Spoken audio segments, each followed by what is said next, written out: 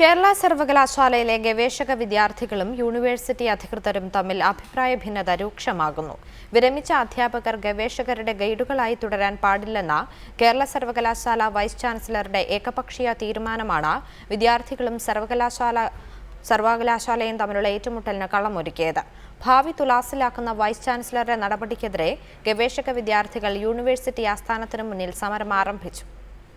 റെഗുലേഷന്റെ പേര് പറഞ്ഞ് ഗവേഷകരെ പീഡിപ്പിക്കുന്നേ.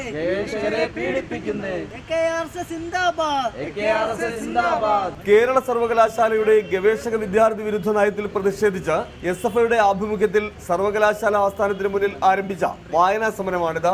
ജനുവരി 8-ന് ചേർന്ന കേരള സർവകലാശാല സിൻഡിക്കേറ്റ് യോഗമാണ് വിരമിച്ച അധ്യാപകർ ഗവേഷക വിദ്യാർത്ഥികളുടെ ഗൈഡുകളായി തുടരാൻ പാടില്ലെന്ന തീരുമാനമെടുത്തത്. സർവകലാശാല അക്കാഡമിക് കൗൺസിലിന്റെ അംഗീകാരമില്ലാതെ വൈസ് ചാൻസലർ ഏകപക്ഷീയമായി തീരുമാനം കൈക്കൊള്ളുകയായിരുന്നുവെന്നാണ് പരാതി. ഗവേഷണം ആരംഭിച്ചവരും പകുതി വഴിയിലാക്കിയവരും പൂർത്തിയാക്കാനിരിക്കുന്നവരുമായ നൂറുകണക്കിന് വിദ്യാർത്ഥികളുടെ ഭാവി തുലാസിലാക്കുന്നതാണ് തീരുമാനമെന്ന് ഗവേഷക വിദ്യാർത്ഥികൾ ആരോപിച്ചു.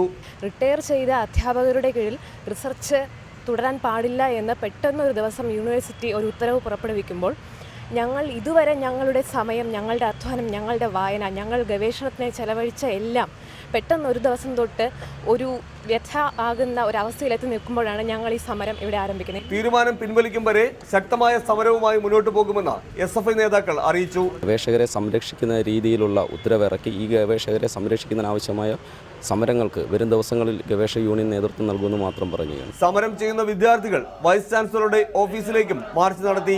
റിപ്പോർട്ടർ, തിരുവനന്തപുരം.